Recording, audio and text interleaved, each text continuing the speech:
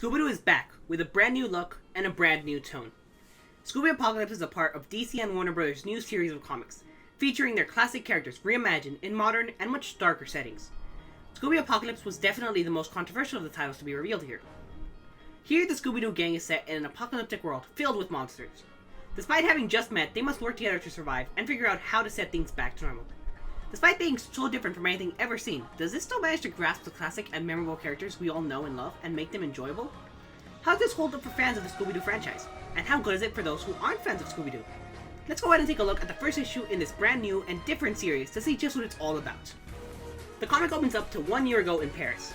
Velma is looking down at all the people below in the streets. She then says that while they're off wasting their lives, that she's going to save all of them, and she's going to save the whole world. The comic then transitions over to Fred and Daphne at the Blazing Man Festival, trying to get some footage for their TV show.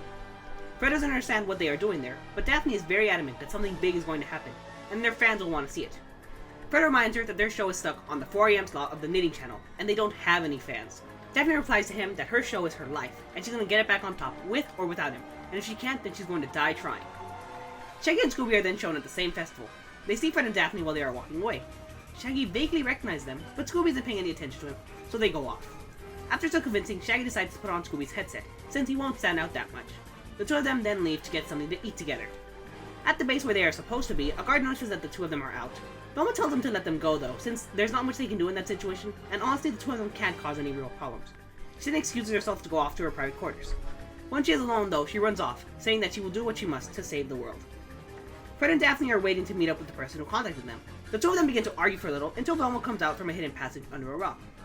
When she appears though, Fred throws his camera at her, thinking that she's a mole person. Back with Scooby and Shaggy, the two of them are disappointed with the fact they can't get a real pizza anywhere. As they are going to start eating, Shaggy runs off with his headset detecting Velma was in danger. Shaggy then chases after him. Fred and Daphne are trying to wake up Velma. The two of them start arguing once again, and Velma wakes up. The three of them are about to begin talking when Scooby shows up thinking Fred and Daphne are a threat to Velma. Once Velma manages to calm Scooby down, Shaggy shows up having caught up with him. The four of them then follow Velma inside of the complex. She tells them that the complex was funded by a group of scientists concerned with the survival of the human race. Shaggy's confused as to what's going on since he works there, but Velma tells him he's just a dog trainer. There's a lot going on there he doesn't know about. She then shows Daphne papers with the information that she was looking for. Turns out there would be nanites dispersed to infect and transform people. Shaggy still does not believe any of this since he's worked there for 3 years, and they work at creating equipment and enhancing like they did with Scooby. Velma tells Shaggy that Scooby was a failure, and Shaggy says he's not a failure, he's just a sweetheart. Shaggy is then going to call security on them, but he soon realizes he has no idea where they are at. With this, he decides to accept what Velma is saying as true.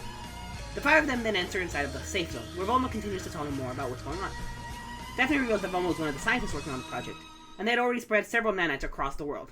Velma says what they were doing was good at first. They truly wanted to change the world and make it a better place, but things did not work out. Daphne is very mad at Velma because of what her and the other scientists were planning on doing, since they would be turning everyone in the world into mindless slaves. Velma says the virus and the nanites cannot activate without the approval of the other 4 scientists. Fred then jokes Daphne finally got the story she was waiting for, and Daphne angrily punches him in the face. Alarms then start to go off, meaning that the nanites have become activated. Velma's confused and worried since there were several fail-safes to prevent this from happening. The power then goes out, leaving the 5 of them unsure as to what's going to happen next. The comic ends with a view of the outside world being filled with monsters everywhere. Scooby Apocalypse is a very different story, and something you wouldn't expect to be associated with the Scooby Doo franchise. The idea itself is something that could work, but this comic just doesn't do that good of a job of selling it. Almost the entire comic is spent establishing the complex and Velma's work with the other scientists. The other characters of the Scooby Doo gang though don't really get a good chance to show their own personality. All Fred and Daphne do the entire issue is just argue with each other. Shaggy spends most of the comic complaining about something, and Scooby does next to nothing the entire time. Sometimes you forget he's even there. This is the first time that we are getting a look at these new reimagined characters. But since Velma's the only one that's focused on, we don't really get to see what makes these new versions of the characters worth sticking around for. I'm also not sure what the tone of this is supposed to be.